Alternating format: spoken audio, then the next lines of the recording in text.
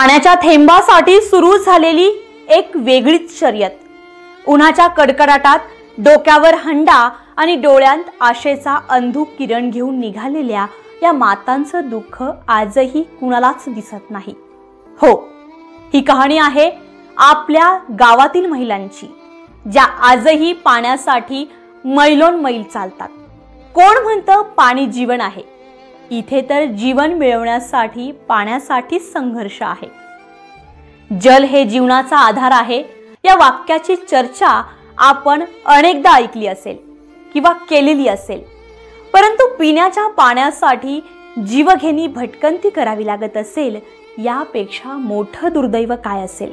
कोणी पाणी देतं का पाणी, हंडाभर पाणी देतं का पाणी, प्रशासनाला लाडक्या बहिणींनी कोणी हंडाभर पाणी देतं का पाणी असं आर्त हाक दिली आहे। नंदुरबार जिल्ह्यातील धडगाव तालुक्यातील हेंद्रापाडा येथे पाण्यासाठी महिलांना भटकंती करावी लागत असल्याचं विदारक चित्र समोर आलं आहे। बिलगाव अंतर्गत येणाऱ्या या हेंद्रापाड्यात हंडाभर पाण्यासाठी येथील महिलांना जीवघेणा प्रवास करावा लागत आहे। डोंगर दऱ्यांच्या कपाऱ्यातील झऱ्यांतून पाण्याची तहान भागवावी लागत आहे। चक्क गर्भवती महिलांना देखील डोंगर दऱ्यातून पाणी आणावं लागतंय आणि हेच हंडाभर पाणी डोक्यावर घेऊन डोंगर दऱ्यातून अतिशय निसरड्या रस्त्यातून या महिला जीवघेणा प्रवास करत आहेत। विशेष म्हणजे नर्मदा नदीवरील सरदार सरोवराच्या बॅकवॉटर लगत असलेल्या या गावपाड्यामध्ये प्रशासनाला अद्यापही पाण्याची व्यवस्था करता आली नाहीये। त्यामुळे धरण उशाशी आणि कोरड घशाशी अशीच परिस्थिती या हेंद्रापाड्याची झाली आहे।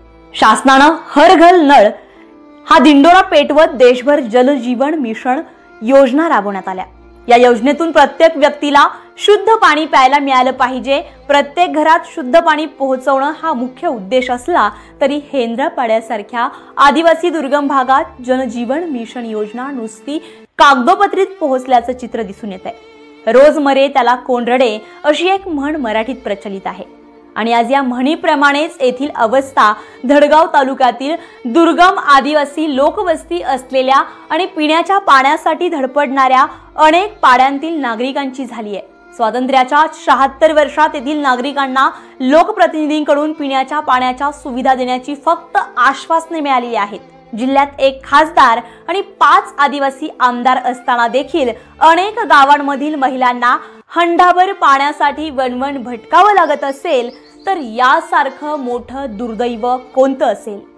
प्रशासन आमच्याकडे केव्हा लक्ष देईल, आम्हाला पाणी उपलब्ध करून देईल का, असा सवाल आता येथील आदिवासी बांधव उपस्थित करू लागलेत। बेधडक मी मराठी न्यूज साठी ब्युरो रिपोर्ट, नंदुरबार।